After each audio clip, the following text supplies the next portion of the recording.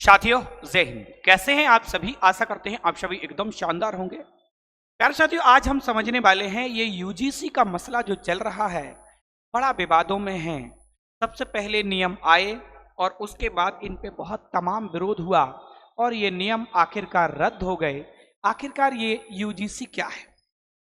University grant commission, इसका काम है यूनिवर्सिटी को मान्यता देना, यूनिवर्सिटी में पाठ्यक्रम चेक करना, जो फ्रॉड यूनिवर्सिटी हैं कहीं ना कहीं उन पे रोक लगाना, यूनिवर्सिटियों को अनुदान देना, केंद्रीय यूनिवर्सिटी, राज्य की यूनिवर्सिटी, डीम्ड विद्यालय इसके अंतर्गत आते हैं। स्कूली शिक्षा इसके अंतर्गत नहीं आती है।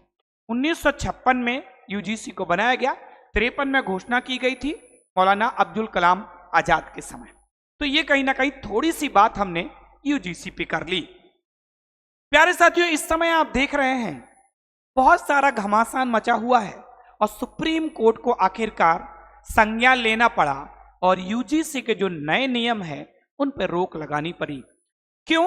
क्योंकि समाज में इसमें विद्रोह हो रहा था और सवर्ण समाज के साथी रोडों पे थे, इसका विरोध कर रहे थे जबरदस्त तरीके से। यूनिवर्सिटी में जो विद्यार्थियों के साथ गलत होता है उस पर कहीं ना कहीं रोक लगाने के लिए ये यूजीसी के नए नियम आए थे। अच्छा सर, इससे पहले क्या यूजीसी के नियम थे? हाँ थे। 2012 के नियम लागू थे जो आज फिर से लागू हो गए हैं। थोड़ी सी हम सिलसिलेवार तरीके से बात करने का प्रयास करते हैं।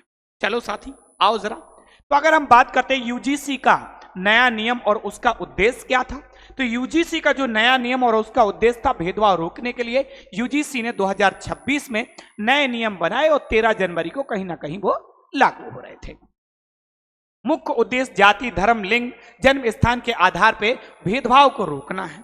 इक्वलिटी कमेटी बनाई जाएगी और इक्वलिटी को रखा जाएगा और अगर किसी के साथ भेदभाव होता है तो बहुत जल्दी एक्शन लिया जाएगा। इस पे जरा देखो, शिकायत तंत्र बनाया जाएगा। हर संस्थान में, यूनिवर्सिटी में इक्वलिटी कमेटी 24/7 बिल्कुल 24 घंटे हेल्पलाइन नंबर, शिकायत और निवारण प्रणाली के लिए तत्पर रहेंगे।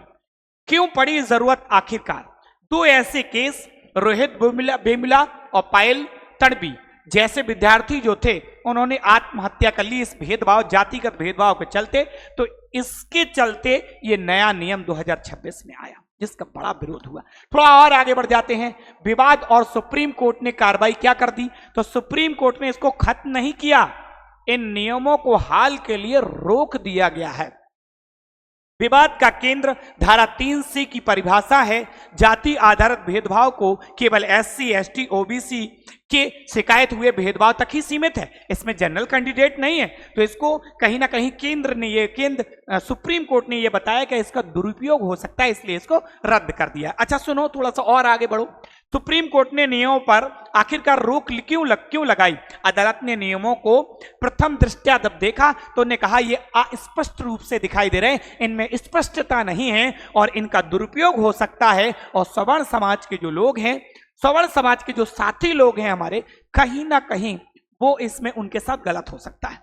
ठीक है, माननीय सुप्रीम कोर्ट से एक हमारी प्रार्थना है कि आपके संज्ञान में ही सारे नियम बनते हैं, नियम आते हैं, नियम लागू भी हो जाते हैं, रोडों पर हमारा समाज इसका विरोध करने के लिए आ जाता है, तब आप मानिए संज्ञान लेते हैं।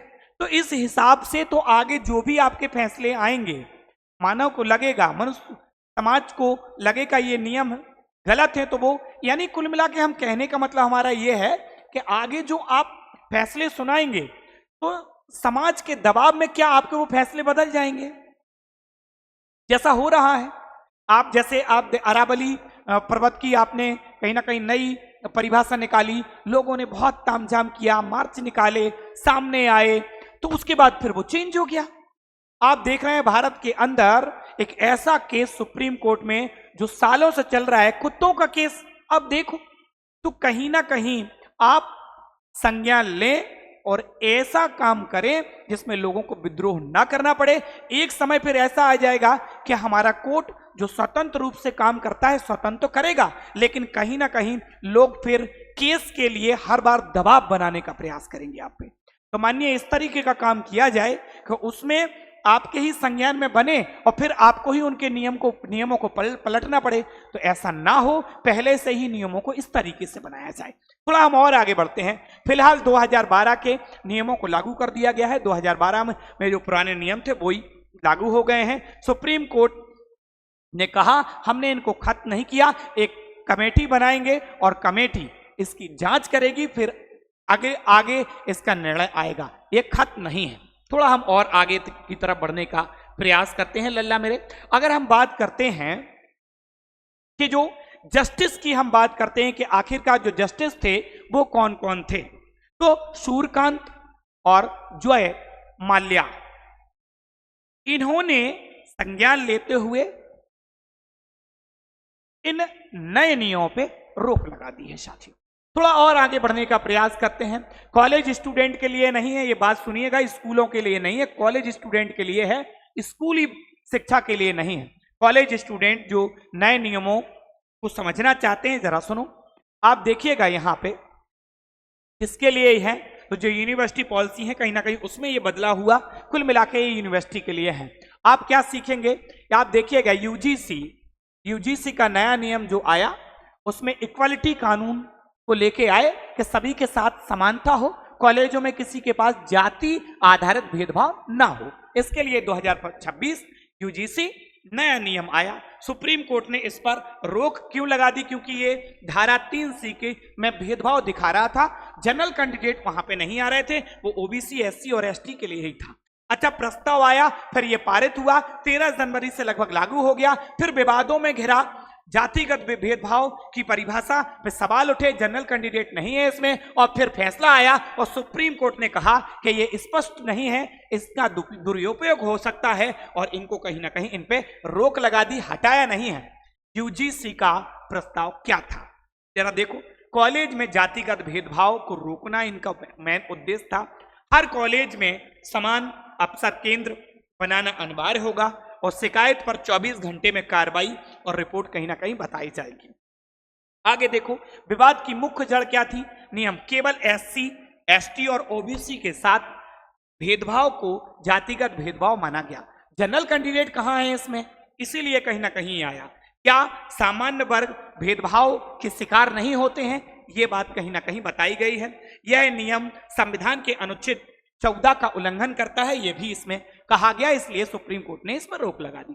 थोड़ा और बढ़ो, सुप्रीम कोर्ट का आदेश क्या है, वो ये कह रहा है नए नियम पर तत्काल रोक लगाई जाती है क्योंकि वो अस्पष्ट हैं, इनका दुरुपयोग सवर्ण समाज के लिए हो सकता है। देखो आगे क्या कह रहे हैं, कारण नियम अस्पष्ट हैं और इनका दुरुपयोग हो सकता है। पुरानी नियमावली जो 2012 में आई थी फिलहाल वही लागू रहेगी। थोड़ा आगे सुनो, गलत क्या है और सही क्या है, थोड़ा सा इनको भी देखो। यह नियम स्कूली शिक्षा के लिए नहीं है, गलत फैलाया जरा एक बात। सुप्रीम कोर्ट ने इनको रद्द नहीं किया, अभी इन पर रोक ही लगाई है। थोड़ा आगे बढ़ते हैं। केवल यूनिवर्सिटी और कॉलेजों की शिक्षा, वहां जो स्टूडेंट शिक्षा प्राप्त कर रहे हैं उनके लिए ये था, अभी सिर्फ रोक लगाई गई है। अभी कमेटी बनेगी, जांच होगी, समीक्षा होगी, आगे फिर डिसीजन आएंगे, रद्द नहीं हुआ है ये। थोड़ा और आगे बढ़ते हैं, देखिएगा एग्जाम के लिए महत्वपूर्ण टिप्स इसमें क्या रहेंगे, आखिरकार हमसे क्या पूछ सकता है। राज्य सरकार बनाम केंद्र सरकार के बीच में कहीं ना कहीं यह घमासान हुआ। आर्टिकल 16, आर्टिकल 15 और 16 भेदभाव के खिलाफ अधिकार और आरक्षण की बात करते हैं। आखिरकार ये केस आया क्यों, रोहित वेमुला केस पे ये आधारित है क्योंकि वो जाति का शिकार हुए। आपकी क्या राय है, हमें राय जरूर दीजिएगा। सवाल क्या है सुनिएगा, क्या भेदभाव की परिभाषा को तटस्थ होना चाहिए या इसे केवल वंचित वर्गों पर केंद्रित होना चाहिए, ये हमारा आपसे सवाल है। आप कमेंट्स हमें जरूर करेंगे। महत्वपूर्ण बातें क्या हैं, यूजीसी ने भेदभाव रोकने के लिए नए नियमों को बनाया था जो सुप्रीम कोर्ट ने अब कहीं ना कहीं रद्द कर दिए हैं। सुप्रीम कोर्ट ने इसे अस्पष्ट और दुरुपयोग के का हवाला देते हुए इस पर रोक लगा दी है। अब विशेषज्ञों की कमेटी बनेगी और आगे इस पर समीक्षा की जाएगी, अब ये रद्द नहीं हुए हैं। दोस्तों अपडेट होते रहे, आखिरकार क्या है, कमेटी की रिपोर्ट आने तक का इंतजार करें, घमासान ना करें। अगर आप चैनल पे नए हैं तो चैनल को सब्सक्राइब कर लें, दोस्तों के साथ फॉलो कर दें, ठीक है, दोस्तों के साथ शेयर कर दें भैया। और अगर आप नए हैं तो चैनल को सब्सक्राइब कर लें। कैसी लगी जानकारी? यूजीसी क्या है इसके बारे में हमने जानकारी दी, नियम क्या आए थे, क्यों अस्पष्टता उनमें साफ साफ नहीं दिख रही थी स्पष्टता, तो सुप्रीम कोर्ट ने इस पे रोक लगा दी है साथियों, रद्द नहीं हुए हैं। हम फिर से एक बार कह रहे हैं, कैसे लगा सेशन जरूर बताइएगा। थैंक यू साथियों।